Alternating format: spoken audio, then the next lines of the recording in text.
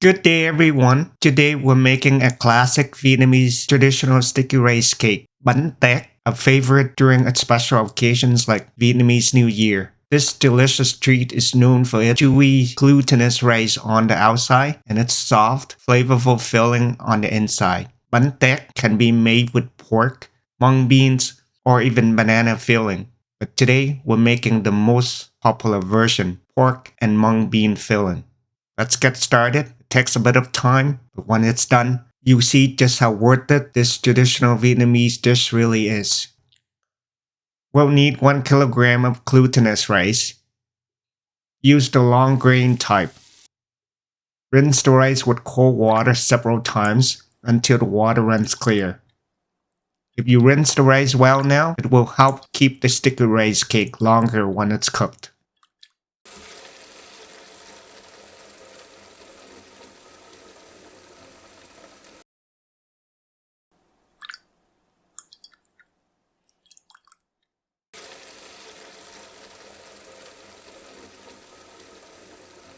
Once the water is clear, soak the glutinous rice in cold water for at least 5 hours. I normally soak the glutinous rice overnight for best results. This not only helps it cook faster, but allows the grains to fully expand, so you achieve that wonderful texture. Next, we'll need 400 grams of peeled split mung beans. Wash them several times until water is clear.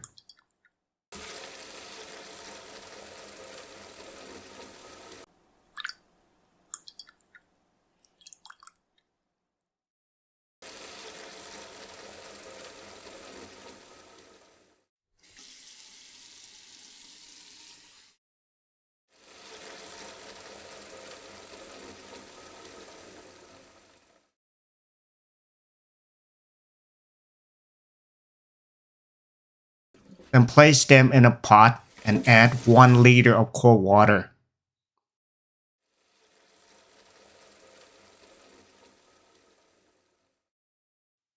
Bring it to a boil, then reduce the heat to low.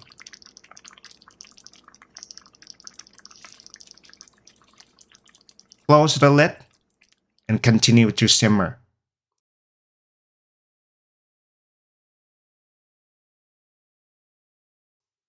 Stir occasionally to prevent the mung beans from sticking to the pot, and skim up any impurities to keep the water clear.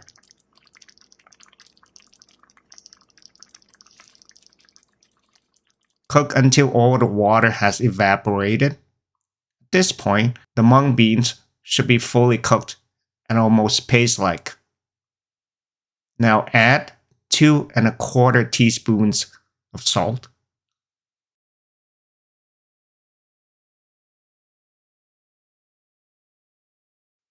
and 2¼ teaspoons of sugar.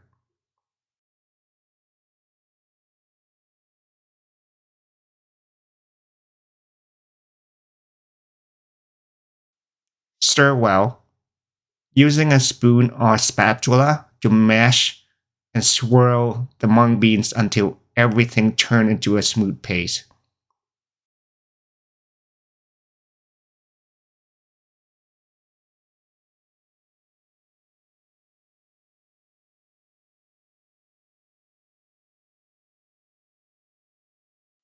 If you have a handheld blender, you can use it here. It's optional, but it will save quite a bit of time. Transfer the mung bean paste into a bowl and let it cool. Cover the bowl to prevent it from drying out.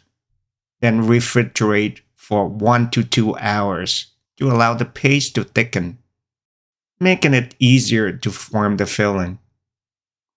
If you need to make the filling right away, you can cook the paste in a non-stick pan over medium-low heat to thicken it faster. However, I still recommend the traditional method of refrigerating so it cools down slowly and evenly. To prepare the filling, we'll need 600 grams of fresh pork belly. Wash it with cold water and remove the skin so the filling stays soft and not chewy. Choose a piece of pork belly where the longer side is about 6 inches long. This makes it easier to portion and wrap later. And once cooked, it ensures an even filling from end to end of the rice cake. Divide the pork belly into 6 equal portions, each about 6 inches long. This will yield 6 sticky rice cakes.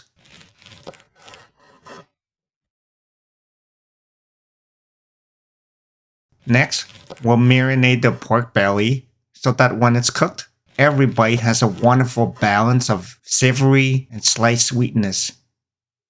Add 1 teaspoon of chicken powder,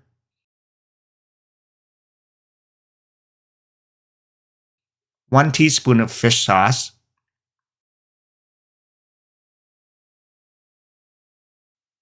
half teaspoon of sugar, and 3 tablespoons of minced shallots. Mix well to ensure every pork strip is evenly coated with the marinade.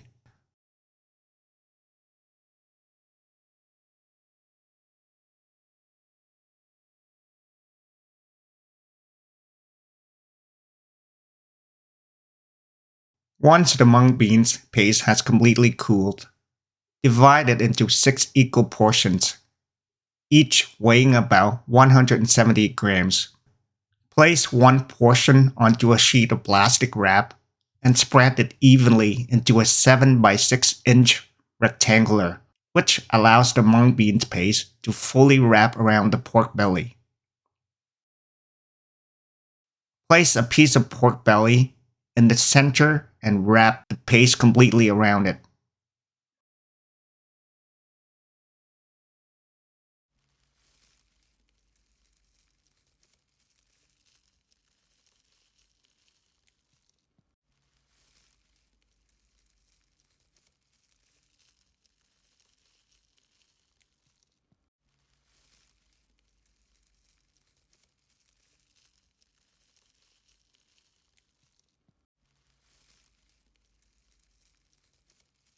Roll tightly to form an even cylindrical shape, and twist plastic wrap at both ends to maintain the shape and keep the pork enclosed. The tighter you roll, the better the filling will hold its shape, and the less likely it is to break when cutting later. Make sure the filling remains about 7 inches long after rolling. Repeat until all 6 fillings are done.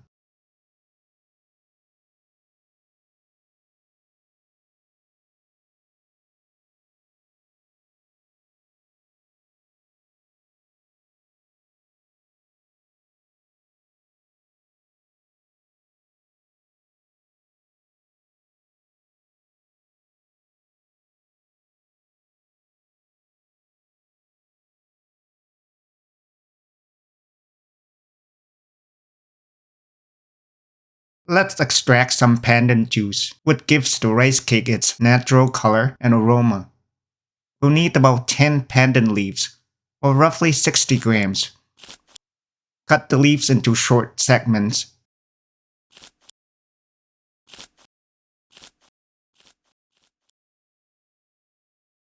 And blend them with 200 milliliter of water until finely minced.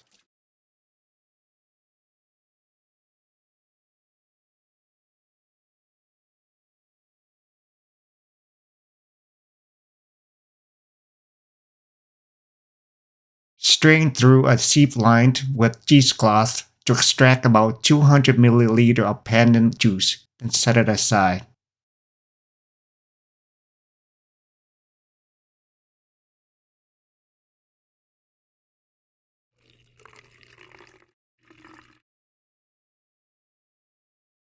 After soaking the glutinous rice overnight, about 10 hours, drain the water as thoroughly as possible.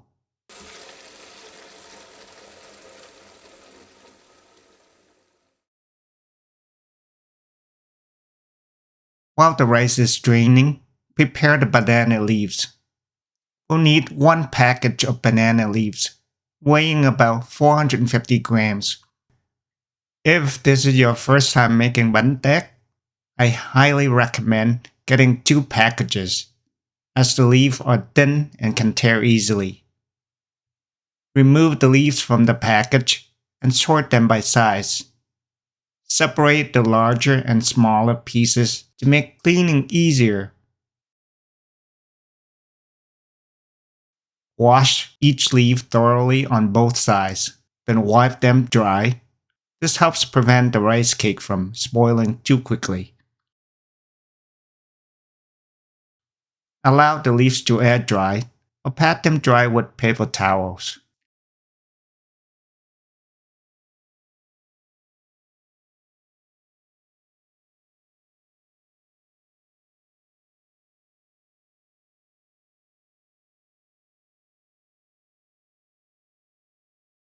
To prepare for the glutinous rice, pour 400 milliliter of coconut milk into a large non-stick pan and add 200 milliliter of pandan juice. Add 3 teaspoons of salt and 5 teaspoons of sugar.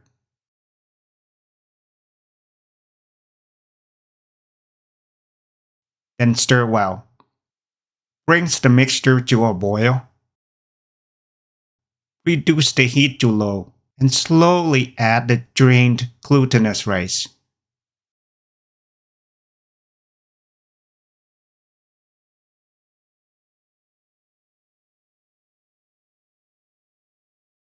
Continue folding to prevent burning and allow the rice to absorb all the coconut mixture. These extra steps help the rice soften and fully expand, which significantly reduces the final cooking time.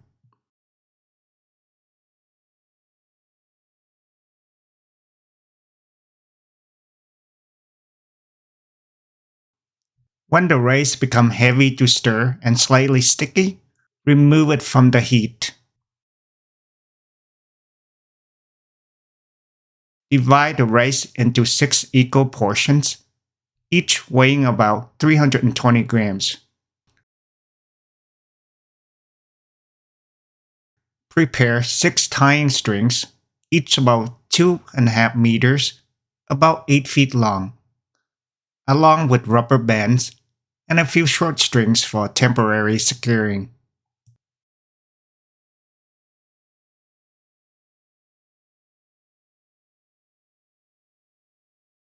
Once everything is ready, let's start wrapping the bánh tét. Place 2 large banana leaves on a flat surface, shiny side down. The leaves should be at least 11 by 11 inches. This helps create nicely shaped logs and make it easier to tie. Place a third banana leaf on top, shiny side up, with the veins running horizontally. This helps prevent tearing and makes the cake easier to unwrap after cooking. Place one portion, 320 grams of glutinous rice in the center, reserving a small amount to cover the top. Spread it evenly into an 8 by 8 inch square.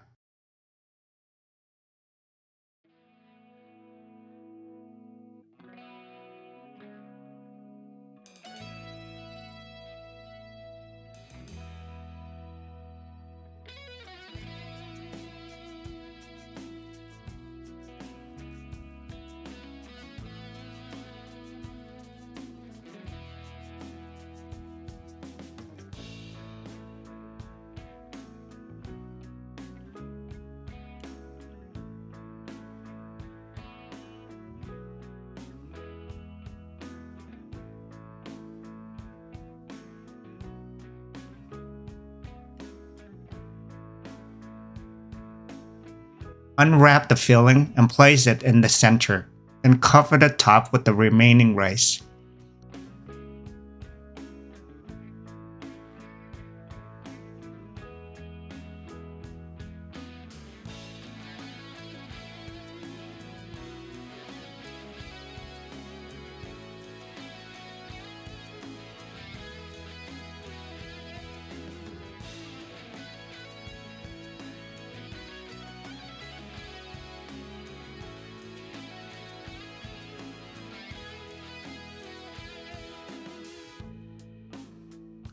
Fold the banana leaves to form a round cylindrical shape. Then open it slightly to check the filling is fully covered. Add more rice when needed to ensure even coverage. Once satisfied, fold the banana leaves edges together and roll tightly inward so the rice won't leak during cooking. Lay the roll flat and tie a short string temporarily around the middle to keep the leaves from unfolding.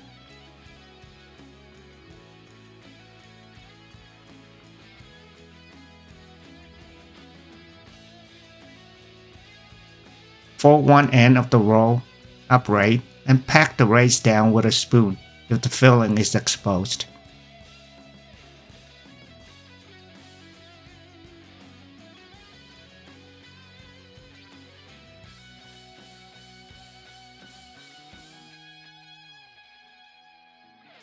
Trim excess leaves gradually, leaving just enough for a neat squares fold.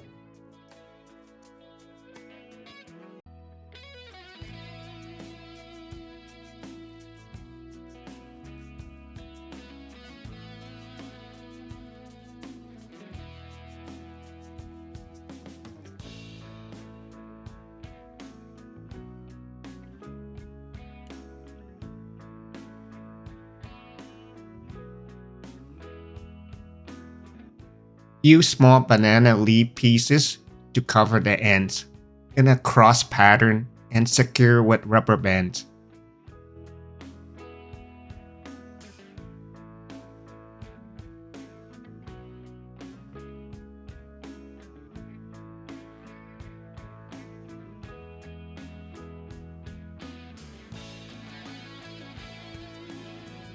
Repeat for the other end.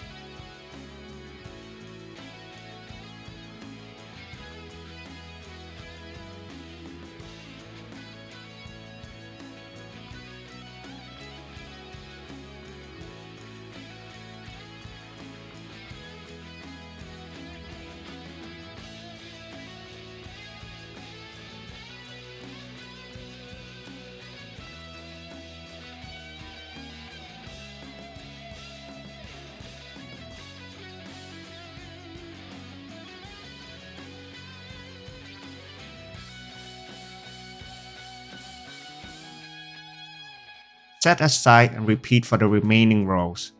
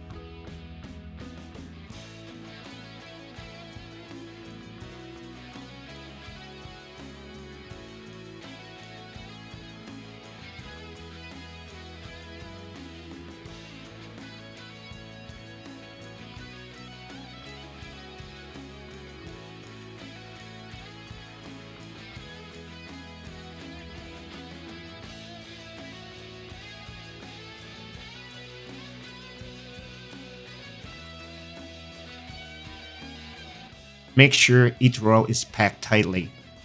If it's too loose, the filling may break apart when sliced later. We're almost there. Place the roll on a flat surface and use a long string, about 2.5 meters or 8 feet, to wrap it lengthwise. Form a cross at one end, bring the string back and tie securely.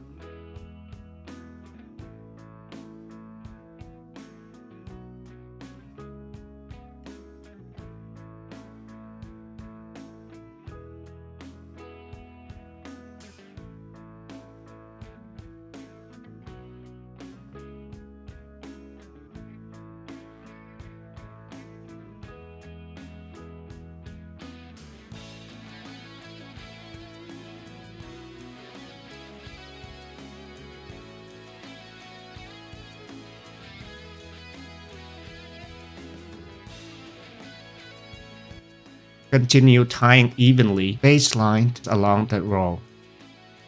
Tie snugly, but not too tight. The rice needs room to expand during cooking.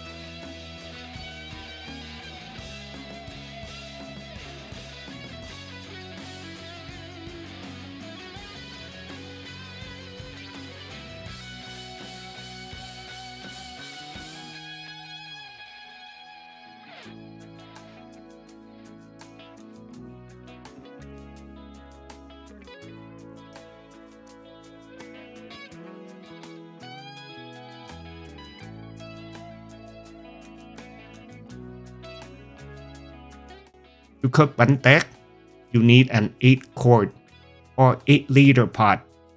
Place a metal rack at the bottom, prevent direct contact with the heat source, and ensure even cooking.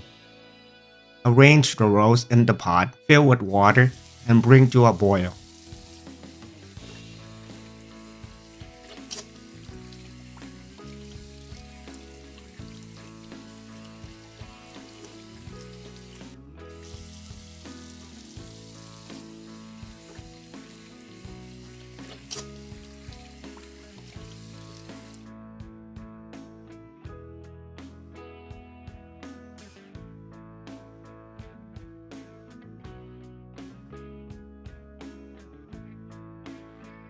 Once boiling, reduce the heat to low or medium-low.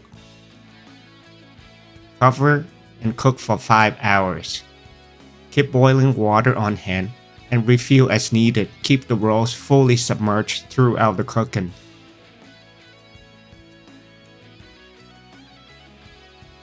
After 5 hours, remove the bánh tét and rinse with cold water. This helps remove impurities and prevents spoilage.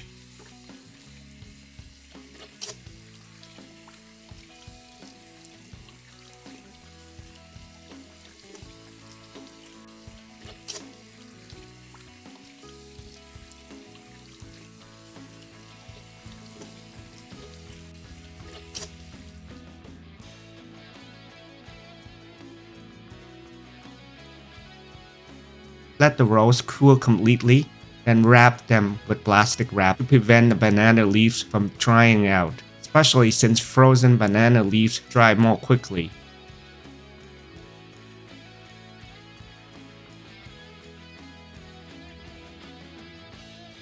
Here is our finished sticky rice rolls. Rich, flavorful, and perfect for special occasions. The process may be long, but it's absolutely worth it, especially when made and enjoyed with family. Thank you so much for hanging out with me today. If you enjoyed this recipe, don't forget to like, subscribe, and share with your family and friends. Have any questions? Drop them in the comments. See you in the next recipe. Bye for now.